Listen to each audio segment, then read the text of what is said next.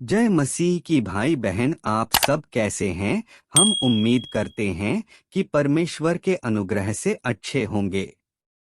इस वीडियो का विषय बहुत महत्वपूर्ण है। अंत के दिनों का देहधारी परमेश्वर स्त्री क्यों है। मैं आपके साथ एक कहानी साझा करना चाहता हूँ। शहर के रास्ते में गाड़ी में दो लोग सवार थे, एक आदमी और एक ड्राइवर। लोगों ने ड्राइवर से पूछा, क्या वह आदमी तुम्हारा बेटा है। ड्राइवर ने उत्तर दिया, हाँ वह है।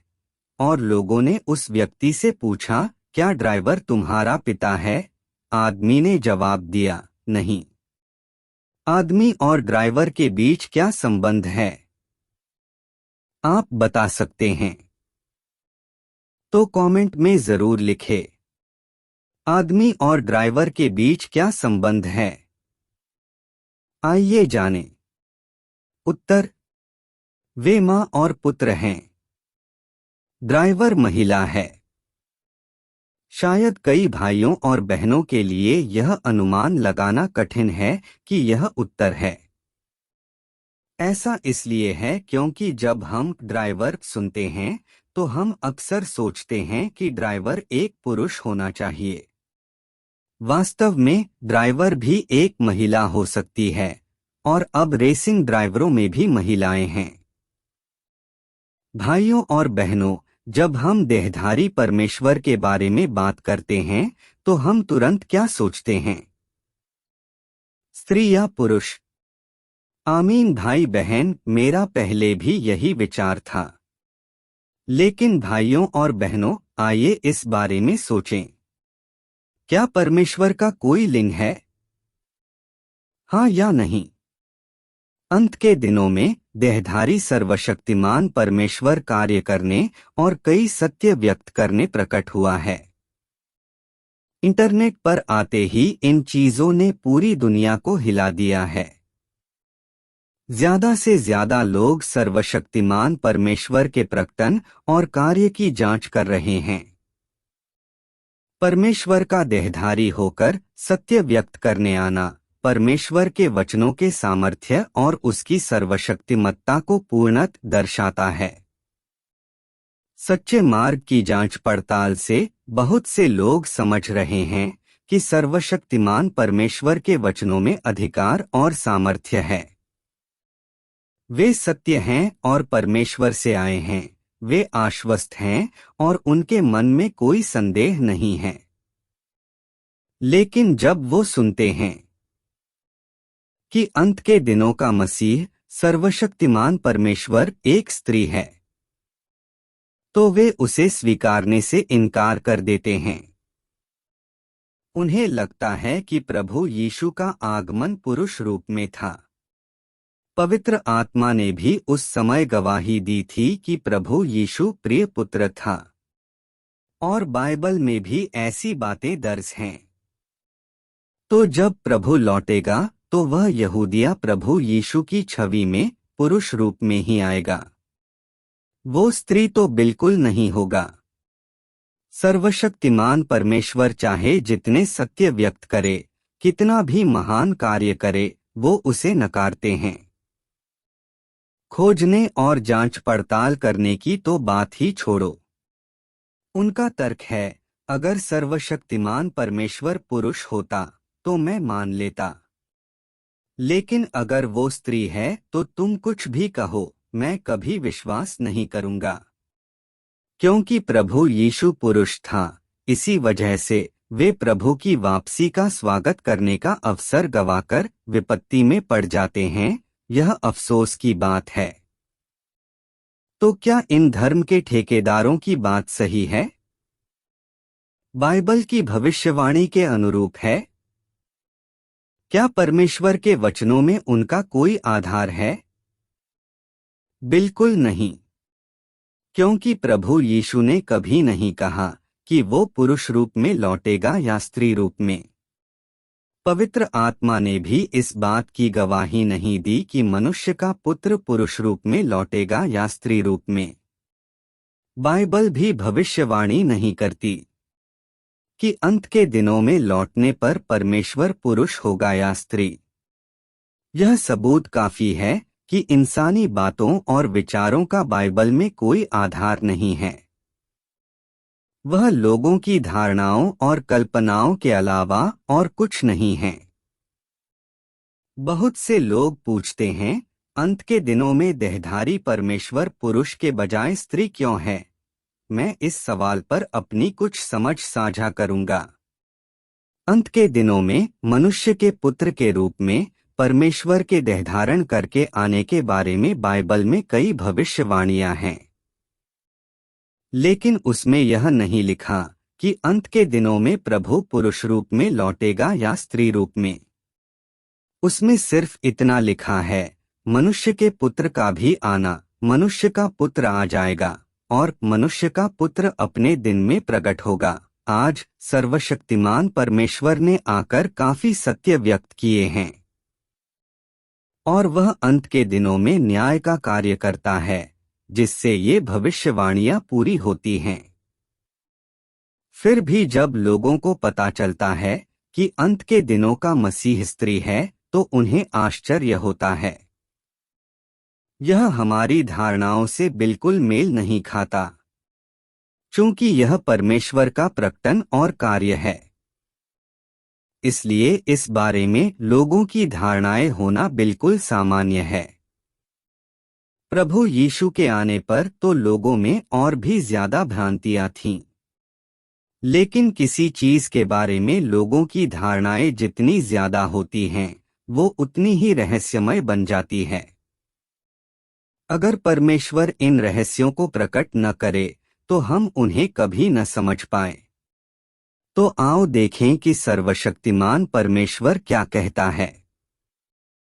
सर्वशक्तिमान परमेश्वर कहते हैं, यदि परमेश्वर केवल एक पुरुष के रूप में देह में आए तो लोग उसे पुरुष के रूप में, पुरुषों के परमेश्वर के रूप में परिभाषित करेंगे और कभी विश्वास नहीं करेंगे कि वह महिलाओं का परमेश्वर है।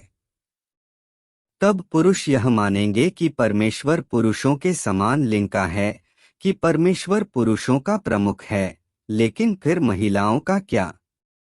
यह अनुचित है? क्या यह पक्षपातपूर्ण व्यवहार नहीं है?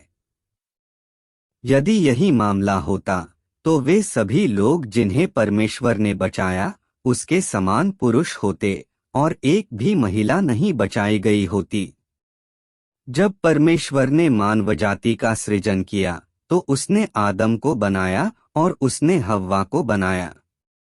उसने न केवल आदम को बनाया बल्कि पुरुष और महिला दोनों को अपनी छवि में बनाया। परमेश्वर केवल पुरुषों का ही परमेश्वर नहीं है, वह महिलाओं का भी परमेश्वर है। वचन खंड 1 परमेश्वर का प्रकटन और कार्य, परमेश्वर के कार्य का दर्शन 3। परमेश्वर द्वारा किए गए कार्य के प्रत्येक चरण के अपने व्यवहारिक मायने हैं। जब यीशु का आगमन हुआ तो वह पुरुष रूप में आया, लेकिन इस बार के आगमन में परमेश्वर स्त्री रूप में आता है। इससे तुम देख सकते हो कि परमेश्वर द्वारा पुरुष और स्त्री दोनों का ही सृजन उसके काम के लिए उपयोगी हो सकता है। वह कोई लिंग भेद नहीं करता। जब उसका आत्मा आता है तो वह इच्छानुसार किसी भी देह को धारण कर सकता है और वही देह उसका प्रतिनिधित्व करता है। चाहे पुरुष हो या स्त्री, दोनों ही परमेश्वर का प्रतिनिधित्व कर सकते हैं यदि यह उसका देहधारी शरीर है। वचन खंड 1 परमेश्वर का प्रकटन और कार्य 2 देहधारण पूरा करते हैं। देहधारण के मायने सर्वशक्तिमान परमेश्वर के वचनों से हम देख सकते हैं कि परमेश्वर का देहधारण चाहे पुरुष रूप में हो या स्त्री रूप में, यह अर्थपूर्ण होता है। इसमें खोजने के लिए सत्य होता है। इससे हम परमेश्वर की इच्छा समझ सकते और उसका स्वभाव जान सकते हैं। यदि देहधारी परमेश्वर हमेशा पुरुष ही हो तो उसका परिणाम क्या होगा? लोग परमेश्वर को हमेशा के लिए पुरुष रूप में देखेंगे, स्त्री रूप में नहीं। स्त्रियों के साथ भेदभाव होता रहेगा, वे समाज की पूर्ण सदस्य कभी नहीं बन पाएंगी। क्या यह स्त्रियों के साथ न्याय होगा? परमेश्वर धार्मिक परमेश्वर है, उसी ने स्त्री पुरुष दोनों को बनाया है।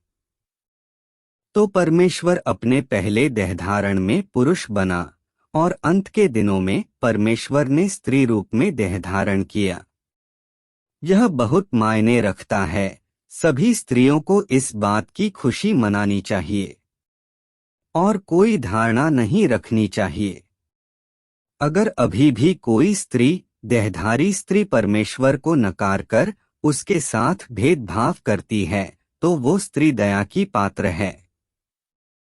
सच्चाई ये है, परमेश्वर चाहे स्त्री रूप में देहधारण करे या पुरुष रूप में, उससे कोई फर्क नहीं पड़ता।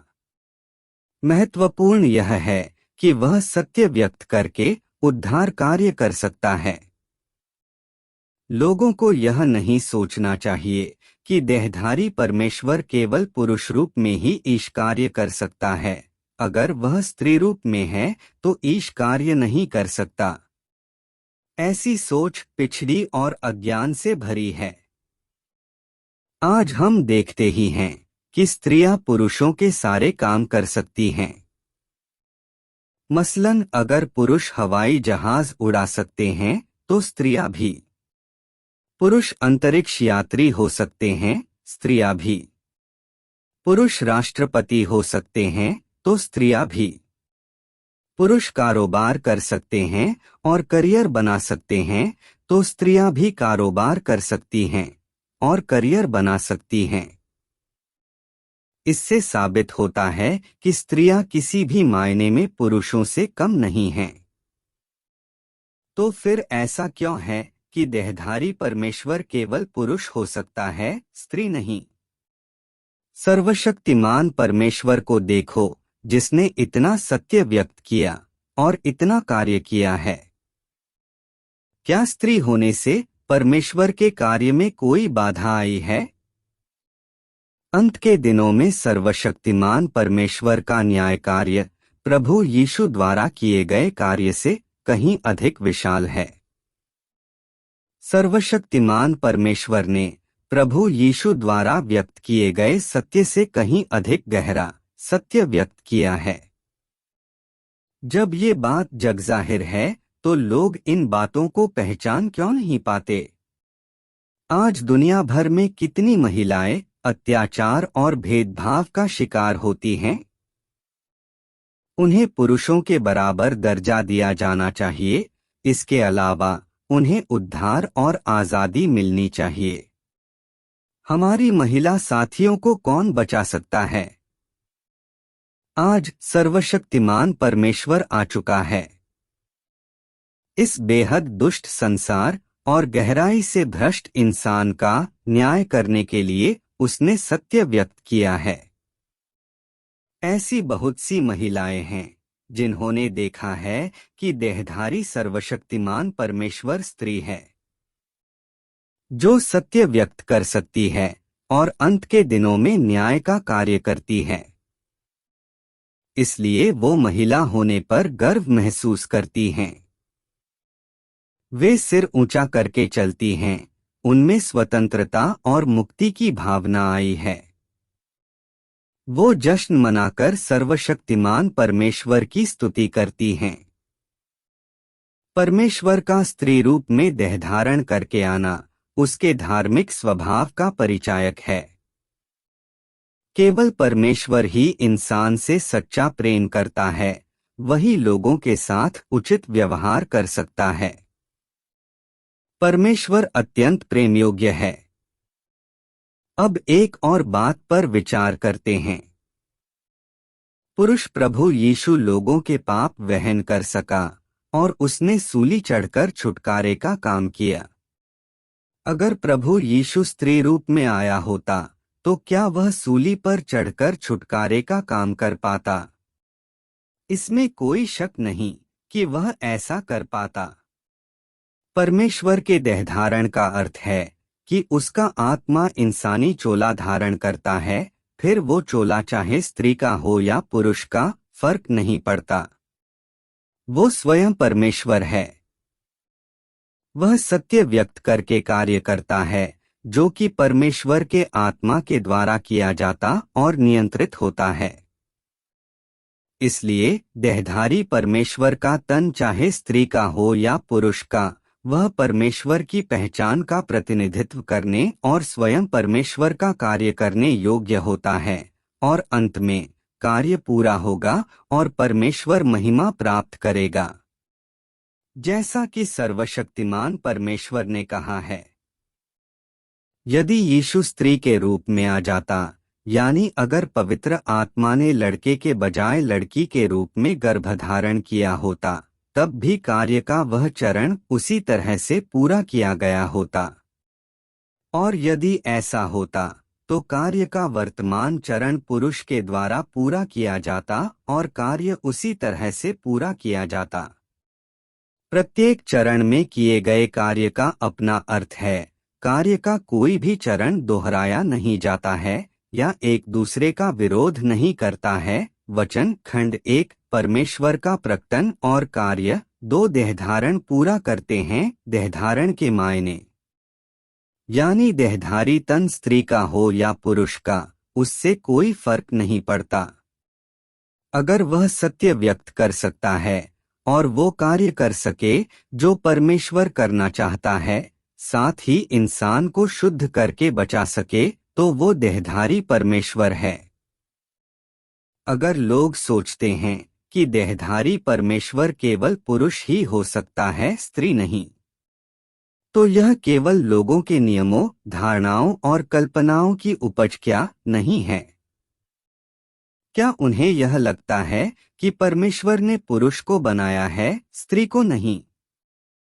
चूंकि देहधारी परमेश्वर स्त्री है, इसलिए भले ही वो कितना भी सत्य व्यक्त करे या विशाल कार्य करे, लोग उसे मान्यता या स्वीकृति नहीं देते। क्या यह सिर्फ इसलिए नहीं कि लोग स्त्रियों को नकारते और उनके प्रति भेदभावपूर्ण हैं? यह भी एक तरह का भ्रष्ट इंसानी स्वभाव क्या नहीं है? लोगों को यह चुनने का कोई अधिकार नहीं है कि परमेश्वर कैसे प्रकट होकर कार्य करेगा। अगर वह परमेश्वर का देहधारण है और सत्य व्यक्त करके परमेश्वर का कार्य करता है, तो फिर चाहे देह स्त्री का हो या पुरुष का, लोगों को उसे स्वीकारना और उसका आज्ञा पालन करना चाहिए। यह उचित और बुद्धिमत्तापूर्ण है। परमेश्वर सर्वशक्तिमान और सर्वबुद्धिमान है। उसकी सोच इंसानी सोच से परे है। इंसान परमेश्वर का कार्य समझने की आशा कैसे कर सकता है? प्राचीन काल से लेकर आज तक परमेश्वर के कार्य का हर चरण इंसानी धारणाओं से आगे और उनके विरुद्ध ही रहा है। जब प्रभु यीशु ने प्रकट होकर कार्य किया, तो उसका रूप, जन्म और परिवार इंसानी धारणाओं से एकदम अलग था। इसलिए फरीसियों ने उसे बाइबल में वर्णित मसीहा नहीं माना और आखिरकार उसे सूली पर चढ़ा दिया। ऐसा जघन्य पाप किया जिसके लिए परमेश्वर ने उन्हें दंडित किया और शाप दिया। यह एक विचारोत्तेजक सबक था जिसकी कीमत खून से चुकाई गई। तो परमेश्वर के प्रकटन और कार्य से जुड़ी हर चीज एक अहम घटना और रहस्य होती है।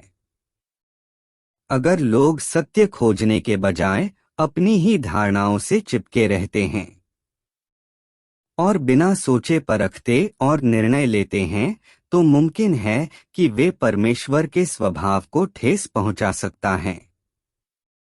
अगर परमेश्वर तुम्हें ठुकरा दे, हटा दे और तुम उसके हाथों अपना उद्धार गवा बैठो, तो तुम्हारे लिए ये सबसे बड़े अफसोस की बात होगी। आज भी अनगिनत लोग ऐसे हैं जो अंत के दिनों में सर्वशक्तिमान परमेश्वर के प्रकटन और कार्य को सिर्फ इसलिए नकारते हैं क्योंकि वह स्त्री है। यह जानते हुए भी कि सर्वशक्तिमान परमेश्वर के वचन सत्य हैं, वे उसे नहीं स्वीकारते। यहाँ समस्या क्या है? इन लोगों की धारणाएं इतनी मजबूत क्यों हैं? वे सत्य और सत्य की अभिव्यक्ति को सबसे अधिक महत्व क्यों नहीं देते? हमें इंसान और सृजित प्राणी होने के नाते परमेश्वर और उसके कार्य के साथ अक्लमंदी से पेश आना चाहिए।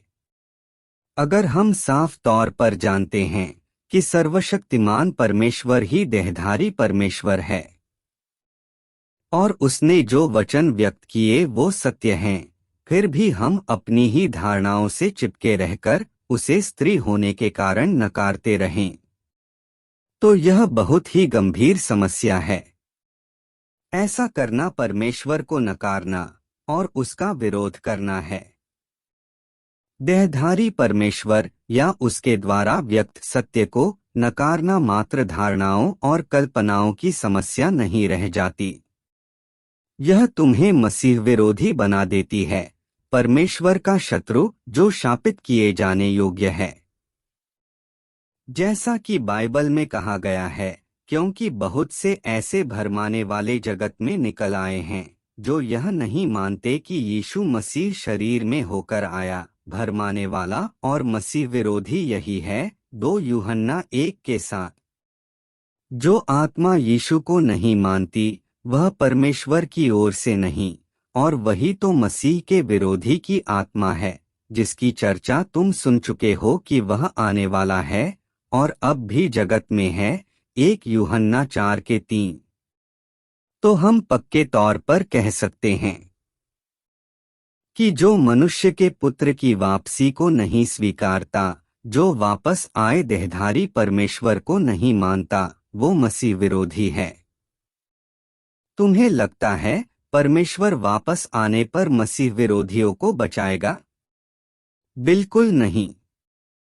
तो फिर मसीह विरोधियों का अंत क्या होता है? मसीह विरोधी क्या गलती करते हैं? वो केवल किसी व्यक्ति का विरोध नहीं कर रहे होते, बल्कि अंत के दिनों के मसीह यानी स्वयं परमेश्वर का विरोध कर रहे होते हैं।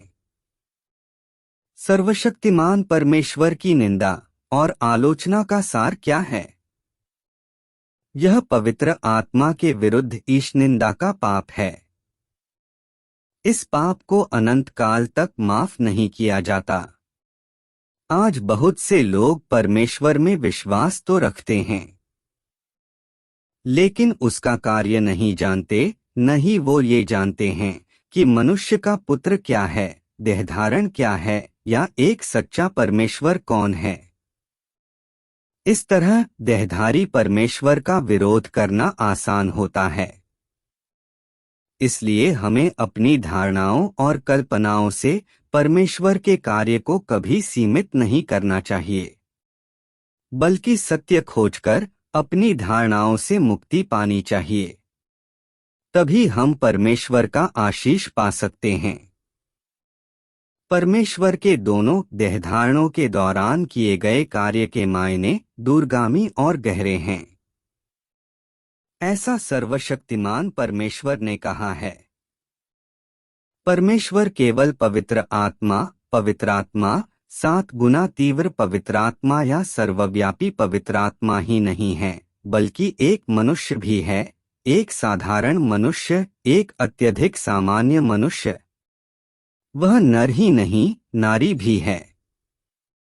वे इस बात में एक समान हैं कि वे दोनों ही मनुष्यों से जन्मे हैं, और इस बात में असमान हैं कि एक पवित्र आत्मा द्वारा गर्भ में आया और दूसरा मनुष्य से जन्मा किंतु सीधे पवित्रात्मा से उत्पन्न है। वे इस बात में एक समान हैं कि परमेश्वर द्वारा धारित दोनों देह परमपिता परमेश्वर का कार्य करते हैं, और असमान इस बात में है कि एक ने छुटकारे का कार्य किया जबकि दूसरा विजय का कार्य करता है। दोनों परमपिता परमेश्वर का प्रतिनिधित्व करते हैं, लेकिन एक प्रेममय करुणा और दयालुता से भरा मुक्तिदाता है और दूसरा कोप और न्याय से भरा धार्मिकता का परमेश्वर है। एक सर्वोच्च सेनापति है जिसने छुटकारे का कार्य आरंभ किया, जबकि दूसरा धार्मिक परमेश्वर है जो विजय का कार्य संपन्न करता है। एक आरंभ है, दूसरा अंत। एक निष्पाप देह है, दूसरा वह देह जो छुटकारे को पूरा करता है, कार्य जारी रखता है और कभी भी पापी नहीं है। दोनों एक ही पवित्र आत्मा हैं, लेकिन वे भिन्न भिन्न देहों में वास करते हैं और भिन्न भिन्न स्थानों पर पैदा हुए थे और उनके बीच कई हजार वर्षों का अंतर है। फिर भी उनका संपूर्ण कार्य एक दूसरे का पूरक है, कभी परस्पर विरोधी नहीं है और एक दूसरे के तुल्य है। दोनों ही मनुष्य हैं, लेकिन एक बालक था और दूसरी बालिका। वचन खंड 1। परमेश्वर का प्रकटन और कार्य। परमेश्वर के बारे में तुम्हारी समझ क्या है? हम सर्वशक्तिमान परमेश्वर के वचनों से देखते हैं कि जब परमेश्वर इंसान को बचाने का कार्य करने के लिए देह धारण करके आता है तो फर्क नहीं पड़ता कि वो पुरुष है या स्त्री, वो किस परिवार से आता है या कैसा दिखता है। इनमें से कोई भी चीज अहम नहीं है। अहम बात यह है कि वह परमेश्वर का कार्य कर सकता है, परमेश्वर की इच्छा पूरी कर सकता है और उसे महिमामंडित कर सकता है। 2000 साल पहले प्रभु यीशु का जन्म यहूदिया के एक बहुत ही साधारण परिवार में चरनी में हुआ था। इसे लेकर लोगों की धारणाएं थीं। उन्होंने प्रभु यीशु को नासरत के एक बढ़ी के पुत्र के नजरिए से देखा और उसी आधार पर उसके काम को नकार दिया। नतीजा ये हुआ कि परमेश्वर ने उन्हें श्राप दिया और वो अपने उद्धार से हाथ धो बैठे। अंत के दिनों में सर्वशक्तिमान परमेश्वर आया है। उसका जन्म एक साधारण परिवार में हुआ और वो रूपरंग से एशियाई है। देखने में वो एक साधारण व्यक्ति लगता है, फिर भी वह बहुत से सत्य व्यक्त करता है। अंत के दिनों में न्याय का कार्य करता है, लोगों को जीतता है और विजेताओं का समूह बनाता है। सर्वशक्तिमान परमेश्वर ने बहुत ही जबरदस्त कार्य किया है, जिसने पूरी दुनिया को हिला दिया है। हजारों वर्षों से शैतान द्वारा इंसान को भ्रष्ट करने के इतिहास को समाप्त कर एक नए युग की शुरुआत की है। लोगों को क्या हक है कि वे परमेश्वर के स्त्री रूप में देहधारण के बारे में धारणा बनाएं?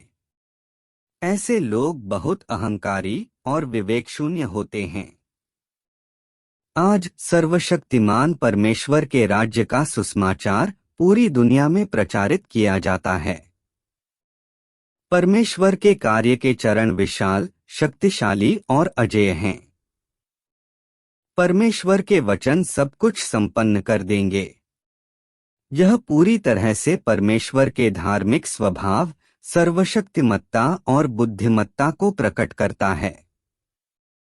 जैसा कि सर्वशक्तिमान परमेश्वर कहते हैं, अंत के दिनों में परमेश्वर का सारा काम इस साधारण मनुष्य द्वारा किया जाता है। वह तुम्हें सब कुछ प्रदान करेगा और इतना ही नहीं, वह तुमसे जुड़ी हर बात तय करने में सक्षम होगा। क्या ऐसा व्यक्ति वैसा हो सकता है जैसा तुम लोग मानते हो, इतना साधारण मनुष्य जो उल्लेख करने योग्य भी नहीं है? क्या उसका सत्य तुम लोगों को पूर्ण रूप से आश्वस्त करने के लिए पर्याप्त नहीं है? क्या उसके कार्य की गवाही तुम लोगों को पूर्ण रूप से आश्वस्त करने के लिए पर्याप्त नहीं है? या फिर उसके द्वारा लाया गया मार्ग तुम लोगों के चलने योग्य नहीं है? सभी तथ्यों पर विचार करने के बाद वह क्या चीज है जिसके कारण तुम लोग उससे घृणा करते हो और उसे अलग कर देते हो और उससे दूर रहते हो? यही मनुष्य है जो सत्य अभिव्यक्त करता है, यही मनुष्य है जो सत्य प्रदान करता है और यही मनुष्य है जो तुम लोगों को अनुसरण करने के लिए मार्ग प्रदान करता है। क्या ऐसा हो सकता है कि तुम लोग अभी भी इन सत्यों के भीतर परमेश्वर के कार्य के संकेत पाने में असमर्थ हो? यीशु के कार्य के बिना मानवजाति सूली से नहीं उतर सकती थी, लेकिन आज के देहधारण के बिना सूली से उतरे लोग कभी परमेश्वर का अनुमोदन नहीं पा सकते या नए युग में प्रवेश नहीं कर सकते। इस साधारण मनुष्य के आगमन के बिना तुम लोगों को कभी परमेश्वर के सच्चे मुखमंडल का दर्शन करने का अवसर न मिलता, न ही तुम इसके योग्य होते, क्योंकि तुम लोग ऐसी वस्तुएं हो जिन्हें बहुत पहले ही नष्ट कर दिया जाना चाहिए था। परमेश्वर के द्वितीय देहधारण के आगमन के कारण परमेश्वर ने तुम लोगों को क्षमा कर दिया है और तुम लोगों पर दया दिखाई है। खैर, अंत में मुझे तुम लोगों के पास जो वचन छोड़ने चाहिए वे अभी भी ये ही हैं। यह साधारण मनुष्य जो देहधारी परमेश्वर है तुम लोगों के लिए बहुत महत्वपूर्ण है। यह वह महान काम है जिसे परमेश्वर ने मनुष्यों के बीच पहले ही कर दिया है। वचन खंड 1 परमेश्वर का प्रकटन और कार्य। क्या तुम जानते थे? परमेश्वर ने मनुष्यों के बीच एक महान काम किया है। आमीन। यह तथ्य कि तुम लोग आज तक पहुंच गए हो इसी देह के कारण है। चूंकि परमेश्वर देह में जीता है, इसीलिए तुम लोगों के पास जीवित रहने का मौका है। यह समस्त सौभाग्य इसी साधारण मनुष्य के कारण मिला है। इतना ही नहीं, बल्कि अंत में समस्त राष्ट्र इस साधारण मनुष्य की उपासना करेंगे और साथ ही इस मामूली मनुष्य को धन्यवाद देंगे और उसकी आज्ञा का पालन करेंगे, क्योंकि उसके द्वारा लाए गए सत्य, जीवन और मार्ग ने ही समस्त मानवजाति को बचाया है, मनुष्य और परमेश्वर के बीच के संघर्ष को शांत किया है, उनके बीच की दूरी कम की है और परमेश्वर के विचारों और मनुष्य के बीच संबंध जोड़ा है। इसी ने परमेश्वर को और अधिक महिमा प्रदान की है। क्या ऐसा साधारण मनुष्य तुम्हारे विश्वास और श्रद्धा के योग्य नहीं है? क्या यह साधारण देह मसीह कहलाने के योग्य नहीं है? क्या ऐसा साधारण मनुष्य लोगों के बीच परमेश्वर की अभिव्यक्ति नहीं बन सकता? क्या ऐसा व्यक्ति जिसने मानवजाति को आपदा से बचाया है, तुम लोगों के प्रेम और अनुसरण करने की तुम्हारी इच्छा के लायक नहीं हो सकता? यदि तुम लोग उसके मुख से निकले सत्य को नकारते हो और अपने बीच उसके अस्तित्व का तिरस्कार करते हो, तो अंत में तुम लोगों का क्या होगा? वचन खंड 1 परमेश्वर का प्रकटन और कार्य। क्या तुम जानते थे? परमेश्वर ने मनुष्यों के बीच एक महान काम किया है। आमीन। राज्य के युग में परमेश्वर नए युग की शुरुआत करने, अपने कार्य के साधन बदलने और संपूर्ण युग के लिए काम करने के लिए अपने वचन का उपयोग करता है। वचन के युग में यही वह सिद्धांत है जिसके द्वारा परमेश्वर कार्य करता है। वह देहधारी हुआ ताकि विभिन्न दृष्टिकोण से बोल सके, मनुष्य वास्तव में परमेश्वर को देख सके जो देह में प्रकट होने वाला वचन है, उसकी बुद्धि और चमत्कार को जान सके। इस तरह का कार्य मनुष्य को जीतने, उन्हें पूर्ण बनाने और बाहर निकालने के लक्ष्यों को बेहतर ढंग से हासिल करने के लिए किया जाता है। वचन के युग में वचन के उपयोग का यही वास्तविक अर्थ है। वचन के द्वारा परमेश्वर के कार्यों को, परमेश्वर के स्वभाव को मनुष्य के सार और इस राज्य में प्रवेश करने के लिए मनुष्य को क्या करना चाहिए, यह जाना जा सकता है। वचन के युग में परमेश्वर जिन सभी कार्यों को करना चाहता है, वे वचन के द्वारा संपन्न होते हैं। वचन के द्वारा ही मनुष्य की असलियत का पता चलता है, उसे बाहर निकाला जाता है और परखा जाता है। मनुष्य ने वचन देखा है, सुना है और वचन के अस्तित्व को जाना है। इसके परिणामस्वरूप वह परमेश्वर के अस्तित्व पर विश्वास करता है। मनुष्य परमेश्वर के सर्वशक्तिमान होने और उसकी बुद्धि पर, साथ ही साथ मनुष्य के लिए परमेश्वर के हृदय के प्रेम और मनुष्य को बचाने की उसकी इच्छा पर विश्वास करता है। यद्यपि वचन शब्द सरल और साधारण है, देहधारी परमेश्वर के मुख से निकला वचन संपूर्ण ब्रह्मांड को झकझोरता है और उसका वचन मनुष्य के हृदय को रूपांतरित करता है, मनुष्य के सभी विचारों और पुराने स्वभाव और समस्त संसार के पुराने स्वरूप में परिवर्तन लाता है। युगों युगों से केवल आज के दिन का परमेश्वर ही इस प्रकार से कार्य करता है और केवल वही इस प्रकार से बोलता और मनुष्य का उद्धार करता है। इसके बाद मनुष्य वचन के मार्गदर्शन में, उसकी चरवाही में और उससे प्राप्त आपूर्ति में जीवन जीता है। वह वचन के संसार में जीता है, परमेश्वर के वचन के कोप और आशीषों के बीच जीता है, तथा और भी अधिक लोग अब परमेश्वर के वचन के न्याय और ताड़ना के अधीन जीने लगे हैं। ये वचन और यह कार्य सब कुछ मनुष्य के उद्धार, परमेश्वर की इच्छा को पूरा करने और पुरानी सृष्टि के संसार के मूल स्वरूप को बदलने के लिए है। परमेश्वर ने संसार की सृष्टि वचन से की, वह समस्त ब्रह्मांड में मनुष्य की अगुवाई वचन के द्वारा करता है, उन्हें वचन के द्वारा जीतता और उनका उद्धार करता है। अंत में वह इसी वचन के द्वारा समस्त प्राचीन जगत का अंत कर देगा। तभी उसके प्रबंधन की योजना पूरी होगी। वचन खंड 1। परमेश्वर का प्रकटन और कार्य, राज्य का युग वचन का युग है। आमीन। मैं कभी यहोवा के नाम से जाना जाता था, मुझे मसीहा भी कहा जाता था और लोग कभी मुझे प्यार और सम्मान से उद्धारकर्ता यीशु भी कहते थे। किंतु आज मैं वह यहोवा या यीशु नहीं हूँ जिसे लोग बीते समयों में जानते थे। मैं वह परमेश्वर हूँ जो अंत के दिनों में वापस आया है, वह परमेश्वर जो युग का समापन करेगा। मैं स्वयं परमेश्वर हूँ जो अपने संपूर्ण स्वभाव से परिपूर्ण और अधिकार, आदर और महिमा से भरा पृथ्वी के छोरों से उदित होता है। लोग कभी मेरे साथ संलग्न नहीं हुए हैं, उन्होंने मुझे कभी जाना नहीं है और वे मेरे स्वभाव से हमेशा अनभिज्ञ रहे हैं। संसार की रचना के समय से लेकर आज तक एक भी मनुष्य ने मुझे नहीं देखा है। यह वही परमेश्वर है जो अंत के दिनों के दौरान मनुष्यों पर प्रकट होता है, किंतु मनुष्यों के बीच में छिपा हुआ है। वह सामर्थ्य से भरपूर और अधिकार से लबालब भरा हुआ, दहकते हुए सूर्य और धधकती हुई आग के समान सच्चे और वास्तविक रूप में मनुष्यों के बीच निवास करता है।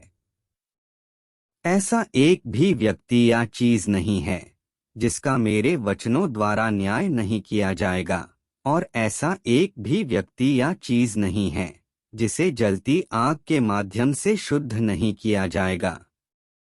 अंततः मेरे वचनों के कारण सारे राष्ट्र धन्य हो जाएंगे और मेरे वचनों के कारण टुकड़े टुकड़े भी कर दिए जाएंगे।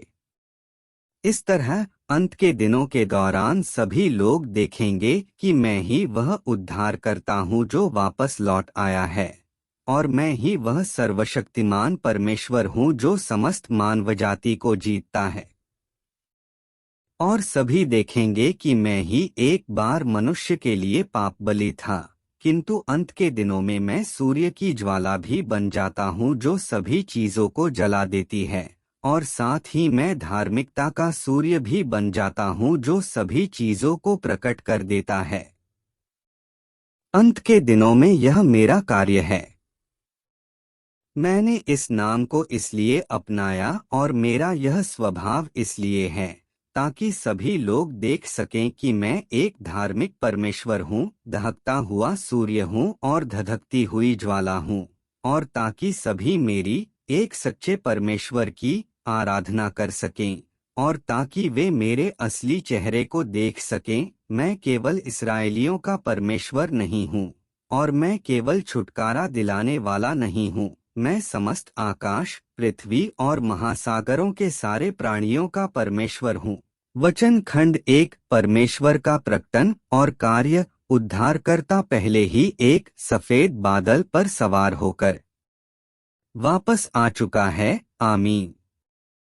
आप सभी समझ पाए होंगे कि परमेश्वर स्त्री रूप में क्यों कार्य कर रहे हैं। आमीन। आज का वचन यहीं पर समाप्त करते हैं। अगला वचन के लिए मेरे चैनल ट्रकरिस्ट को सब्सक्राइब करके घंटी को दबा दीजिए, ताकि जो भी वचन आए सर्वशक्तिमान परमेश्वर का सबसे पहले आप तक पहुँचे। आमीन।